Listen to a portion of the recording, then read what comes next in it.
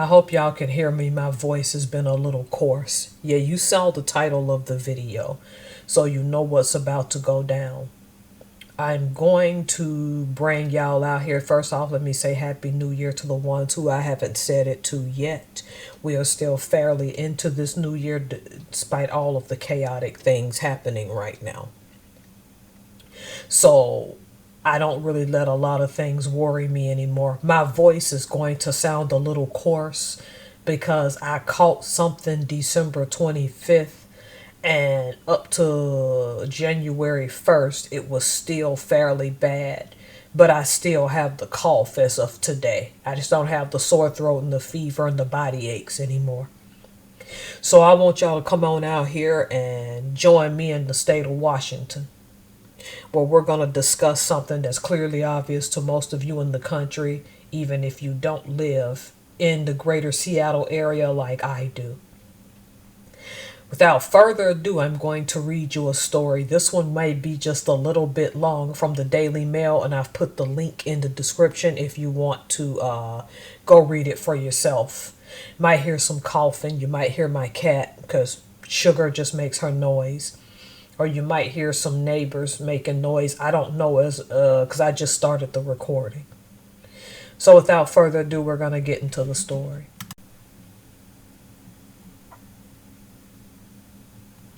Seattle's new ultra-woke mayor has triggered chaos by ordering police not to arrest people doing drugs on the streets of the city plagued by crime and homelessness. Democratic Socialist Katie Wilson, 43, was sworn in as the city's 58th mayor on Friday. That was January 2nd. The progressive politician who co-founded the Transit Riders Union has already taken steps that concerned residents and law enforcement officials say will destroy Seattle. Wilson demonstrated her soft-on-crime ideology by demanding cops let public drug use slide, a practice that proved disastrous in the past, according to the Seattle Police Officers Guild, SPOG. Its president, Mike Solon, said on Sunday the recent naive, ignorant political decision to not arrest offenders for open drug use in the city of Seattle is horrifically dangerous and will create more death and societal decay.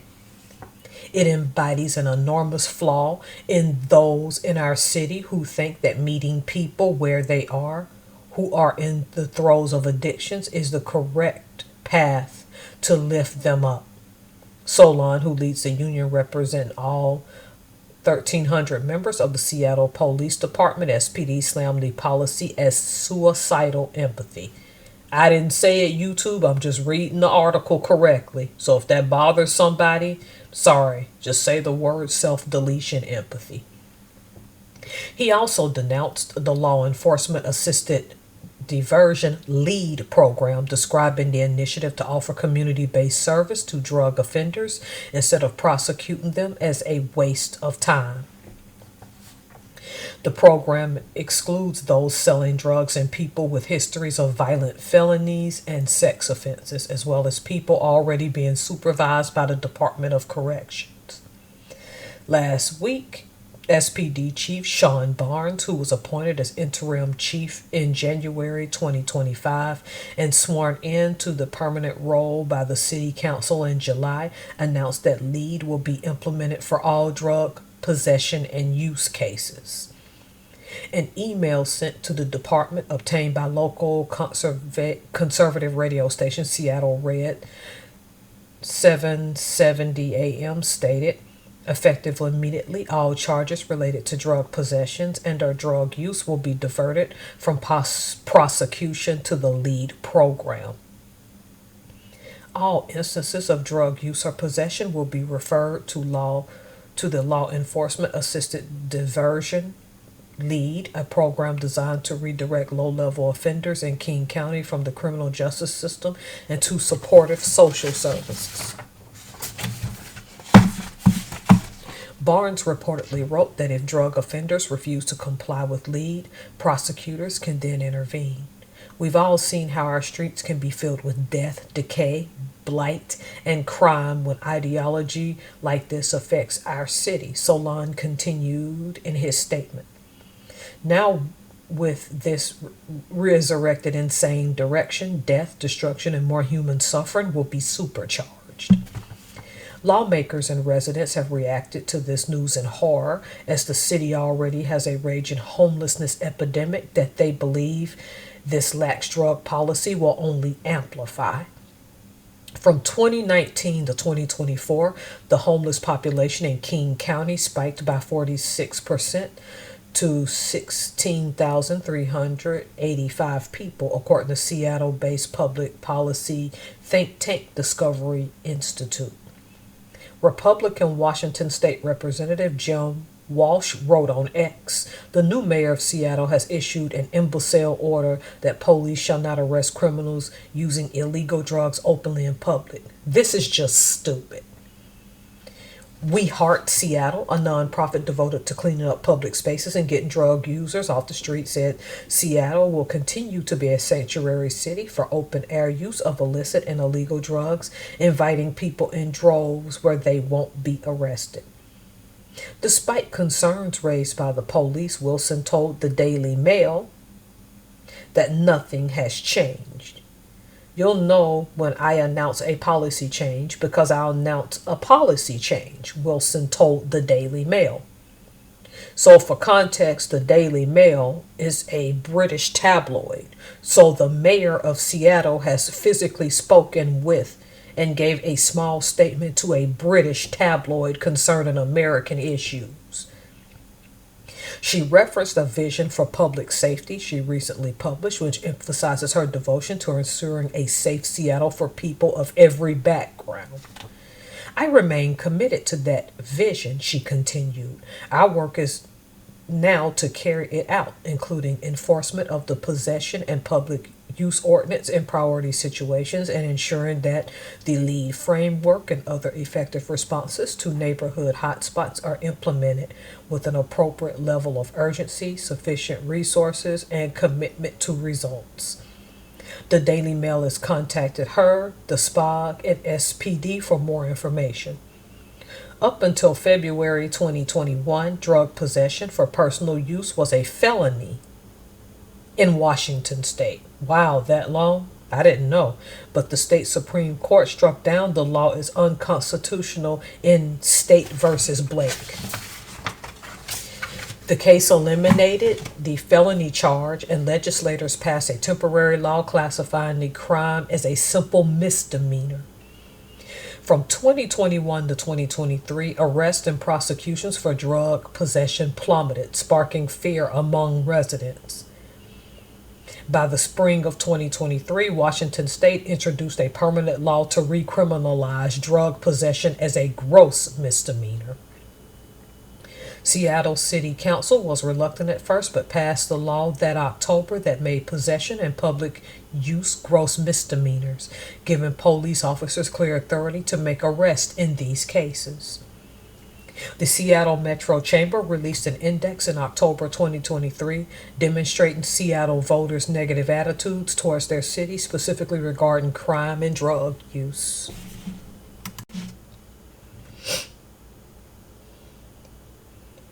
From 2021 to 2023, concerns about public safety spiked by 20 points, sorry about that, with 60% of the 700 voters surveying feeling less safe in their neighborhoods.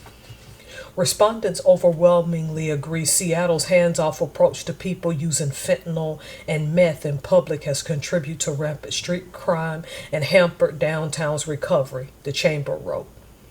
The U.S. Drug Enforcement Administration, DEA, reported that 1,067 people died from fentanyl poisonings and overdoses in King County in 2023, a 47% increase from the previous year. 2/3 of voters disagreed with Seattle not enforcing laws against public drug use, and 74% said they wanted the city to hire more cops.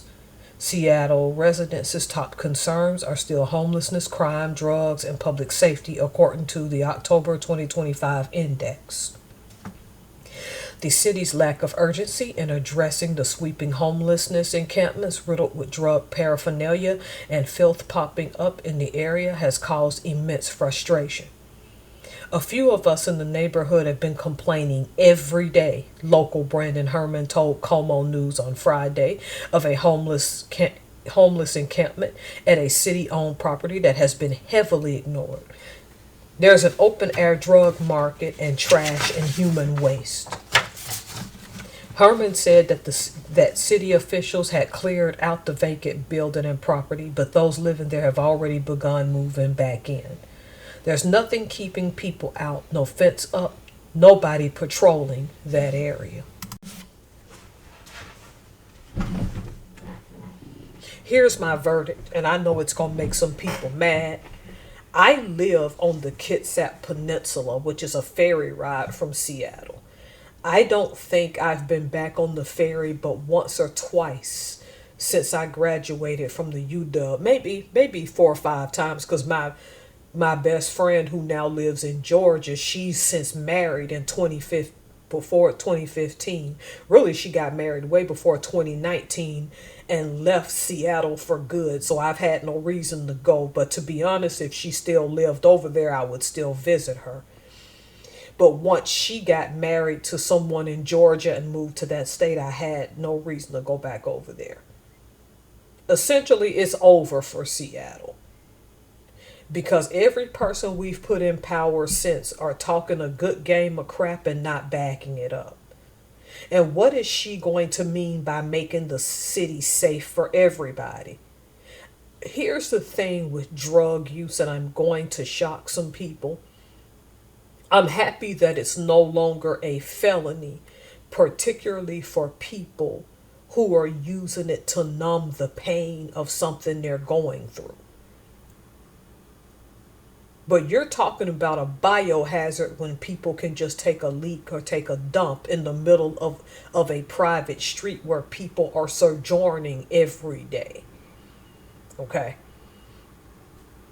I moved to the state of Washington in 2005. I got here, matter of fact, it's funny. I'm recording this January 5th, and that's the day that I arrived here. In 2005. That was 21 years ago. It don't even feel like it's been that long. From 2005 to, I would say, 2015, if you just got on the ferry and went to Seattle, yeah, a few homeless people may accost you, and you knew it was just mental illness or drug use or whatever. Some were rude out there and still are. That what to me was the golden time, and I feel extremely blessed because as a woman, I could still walk the streets of Seattle at night in certain places by myself. Was it stupid to do? Yeah, but I did it, and nobody bothered me. Wouldn't dare do that crap now. I don't know if the Space Needle has sold. I've heard rumors that they've sold the Space Needle to some company that wants to move it either out of the state or out of the place that it is near Belltown. I don't know how true that is. I know that very expensive restaurant they had up there, thank goodness, closed, because I heard the food was mediocre for what they were charging you for, and you were paying more for the ambiance of looking underneath you and looking down. I'm like, that's overrated, but to each their own. My prediction is that Seattle won't go back from 2015. Even before COVID, Seattle was going downhill. Defund the police, chop Chaz. I look back on it now, and I started to see the signs, but at least the police could do their job. I'm going to give you one quick example. You know, I was on aircraft carrier, came from San Diego, and then it got stationed here for a while. Now it's on its way back to be home ported here again in Bremerton, because Bremerton's where I catch the ferry. If y'all watch my video, I show y'all how the ferry takes off from our dock in Bremerton and heads out on the Sound to Seattle. You won't see that whole process, you just see it take off. I remember a few times, but there was one particular time, my first time in my late 20s. I was craving a quarter pounder with cheese and fries and a Coke, I think it was. Because I don't remember if it was Coke or Pepsi products. I think that McDonald's had switched throughout the years. Really, it could have been a Dr. Pepper or what we call Mr. Pibb. But I knew it was a quarter pounder with fries. But I don't remember if I got an apple pie either. I was still young and cute and everything. I go to a McDonald's in downtown Seattle. I'm greeted at the door by a cop from the Seattle Police Department holding a big old gun and just smiling at me. And I smiled back. How are you doing, sir? I greeted him everything. Didn't give him no attitude, anything. The McDonald's was fairly dusty from the standpoint. I call places dusty, not men. Okay, so my bad. That place was just dusty, busted, and disgusted, but the food was decent. So I go order my food, whatever. Don't think anything of it. Then the officer made sure I got outside the door safe. Now you would think that's my first clue. That was like 2008. It didn't really hit me till a couple of years later after me and my friend who now moved to Georgia. I won't say her name because she didn't give me permission. He's like, you know about that McDonald's downtown where they got where the cops have to constantly make sure customers are okay. I said, you know what? I've been in there by myself. Coming from San Diego and then coming to Seattle, it was just a whole different world. It didn't occur to me that somebody could hurt me just by going in a McDonald's to order food. And that's why they had to have a cop there, because I had gone several times and didn't think of it. I was like, oh, Seattle police just take things seriously in this particular area. Because you really didn't get robbed because there were so many in that area, and I forgot which McDonald's it was. And it wasn't until I read this story that it dawned on me. Seattle was in decay a long time ago, but at least the cops and all of the other first responders could mitigate the problem. That is why he stood there with that. And I'm talking about not his pistol that he wears to his side, because he had that too. This dude had a gun that I would say at the time was big as I was, because I was smaller than I am. I look at that situation now and I'm like, yeah. The Bartell drugs I once shopped at with my friend who's now in Georgia. That thing had a variety of stuff you can get in there. Greeting cards, everything, you name it. Chocolates, body lotions, everything from local businesses. Bartell's, who's now shut down, took that seriously. I can remember growing up in Alabama seeing Bartell drug commercials and being like, I want to go in one of those one day. Not knowing when I went to Seattle, that's where the company was founded. They just shut down, I think, for good in 2025 after over 100 years. My friend in Georgia warned me, that's a busted ghetto side of town. I said, but when it got dirty, the city cleaned it so fast at the time. I think it was called, the street is 5th and Washington. One of the most drug infested, always been one of the most drug infested thoroughfares for Seattle. But the drug addicts didn't bother you. They just stayed in their tents and stuff and did their thing. Until they cleaned that city up, you wouldn't catch me getting out of a vehicle on 5th and Washington, much less walking the sidewalk. Yesler won't mess with that either. There was a big Bed Bath & Beyond that was 2 stories. And me and my friend loved going in there looking at unique stuff. Sometimes I bought some of the most unique stuff. Because y'all know Bed Bath & Beyond is making a comeback. They don't put it in the news, but I looked it up. They're making a comeback in certain places.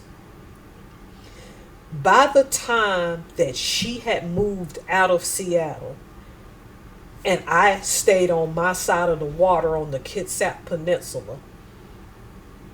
The drug use got so bad that the drug addicts took over that nice bathroom for both males and females and riddled it with drugs.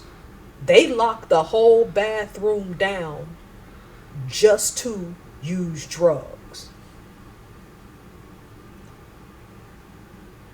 I just don't think there's any fixing Seattle because it's gotten worse and not better. And people, we're going to revitalize this that whilst all the other small communities, including Bremerton around Seattle, where cops can still do their jobs. I'm going to tell you, when you get on that ferry and come to Bremerton, that's why although the homeless people from Seattle during COVID were trying to migrate here, it was few and far between, and we still have homeless camps. Don't try that outside of Seattle. And even in the upscale neighborhoods like Bellevue, that's outside of Seattle but in the greater Seattle area, cops, they all still do their jobs. I don't know when I lost hope for Seattle, but I know it's been gone for a while. And this new mayor is further evidence that what's the point in being a law enforcement officer there? You stand to get in more trouble for doing your job now. I'm not saying when I said people shouldn't be charged with a felony for drug use that I condone what they're doing. But there's a fine line between numbing your pain because that's what you turned to, and someone walking down the street and stepping on your hypodermic needle or stepping on your piss that's going all down the stream. That's a biohazard. People don't deserve that either. This is my prediction. I think this woman's going to do more damage to Seattle in the 4 years or the first few years she's going to be mayor, because she's a one-term mayor. That's my prediction. She's going to do more damage in 4 years than the last few have done combined, including Chop Chaz and including defund the police. Seattle's the new Gotham City for the whole country. Everybody know there are cities that were, oh no. The fact that the international community is talking about this woman, which means she had to have been born in 43 now. She had to have been born 1982, 1983. That has nothing to do with it. I think she's way in over her head, and I think she's going to destroy that city even more. And everybody's like, Seattle's just going to continue to decay. What rock are y'all smoking? Seattle's in decay already. That nice Macy's closed down. Seattle is in decay now. It's all a matter of, can you rescue it? I don't think you can. And heaven forbid y'all put her back in after this initial term here. It's not going to get any better. She's going to make the other mayors look tame in comparison. Just watch. All right. That's my prediction. I don't think Seattle can be fixed. I know I'm going to get a lot of hate for that. I understand that I wasn't born and raised in this state, but I lived here 21 years as of the 5th of January 2026. I've seen the whole progression and change. From being able to walk down the street when I wanted to not being able to do that now. Seattle's not the same city. And everybody can tell you all they want about the tech hub and about how the jobs are growing here. If you're going to come here, you need to come with the understanding that to some degree, the police can no longer protect you in that city. By the time that older lady who was downtown somewhere, Christmas 2025, around that season, got her eye gouged out, I know we were beyond it. Everybody's like, well, the city's going to continue to decay. Seattle's already far gone. It's all a matter of how much further it's going to slip down the rabbit hole. Y'all heard it from me first. If this is how we're starting off, And this is recorded the 5th of January 2026. That city's in for a bumpy ride. All right. Thank y'all for listening. Again, I want to wish y'all a happy new year. Um, Take care. I'm going to try to work to get better and get all this mess out my system because it's holding me up from getting some stuff done that I need to get done. All right. Y'all take care. Let me know what you think.